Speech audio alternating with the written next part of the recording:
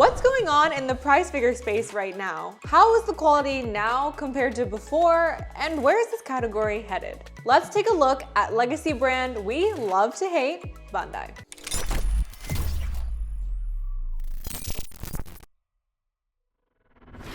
You've got companies like Taito, SEGA, FURUDO, and Bandai pumping out constant releases. But with more competition and tighter quality expectations, even the big names have had to step it up. The big players in the prize figure market, like those we just mentioned, have had a pretty peaceful coexistence. They each had their own strengths, unique concepts, and franchises they focused on.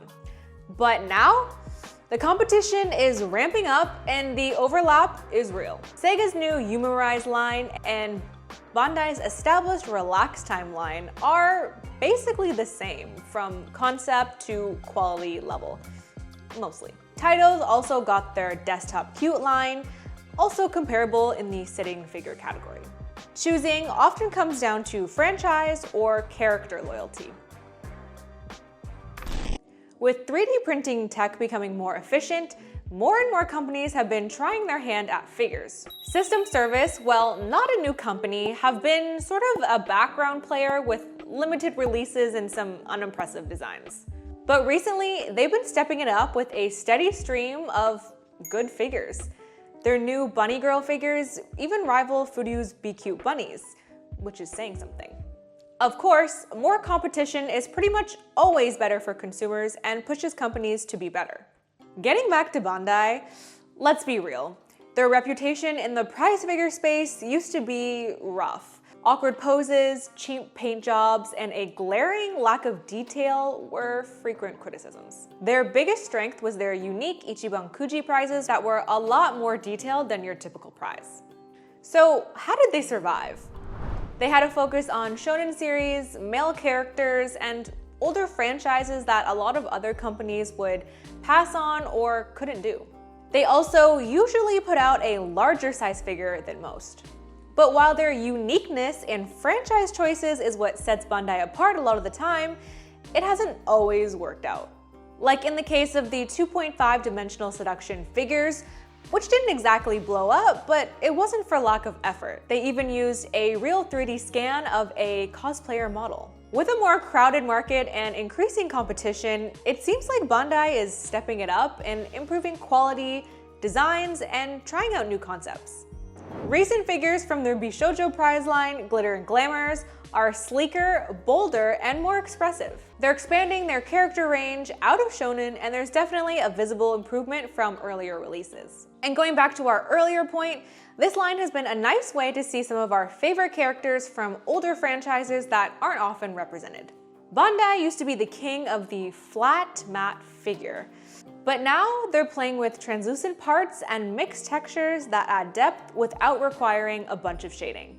We've seen it in their Espresto line and their new Evolve line too. Just take a look at Madoka and Homura. Homura's wings are a good example of nice detailing and contrast with the finish in her outfit. Madoka, less so. Her figure feels flatter and lacks that dynamic edge, but it's still a level up from the Bandai of the past. Dio and Jonathan, the first releases from the new Mometria line, supposedly use the latest and greatest production tech.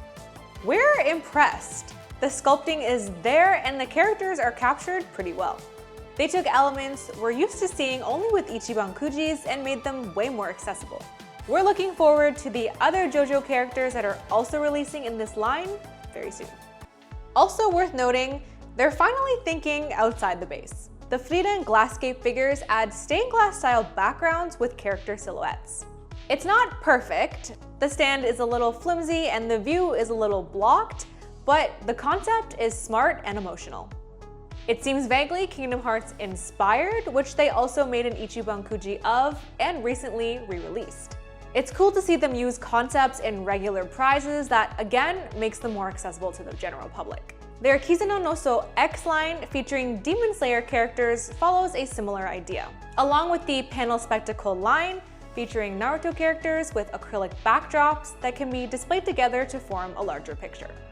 So from these examples, it's pretty clear that they're constantly taking their concepts and trying to level them up.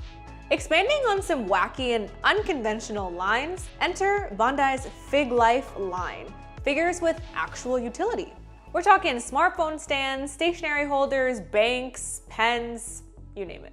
Speaking of, there's also PenLife, an entire line of figures designed around holding your pen. It actually makes sense if your desk is already anime chaos, at least these won't get in the way. Maybe the biggest surprise? Bandai's taking some real risks. They released figures for Little Nightmares, a cult horror game with barely any existing merch. It's niche, it's bold, and for fans of the game, huge win. Even wilder, Bandai's jumping into original characters, which is super rare for prize figures. Their Sleeping Bunny sugar figure, designed by legendary illustrator RURUDO, is immediately recognizable and genuinely collectible. If this works, and it probably will, we could see more artist collabs and OC lines, a massive shakeup for the prize scene. Bandai isn't perfect yet, but they've gone from the figure company you tolerated to one you're actually curious about. They're even coming for Hatsune Miku with their upcoming Evolve figures. The quality is climbing, the risks are refreshing, and the results are showing. But of course, they aren't the only ones improving in the prize space. Taito is making their figures bigger with their TMost line, which is going head-to-head with recent Espresto releases. Who did it better? Let us know what you think. So overall, has Bandai impressed you with their improvements? Or are they still lackluster in your eyes? Thank you so much for watching this video. Drop your thoughts in the comments down below. And with that, we will see you next time. Bye!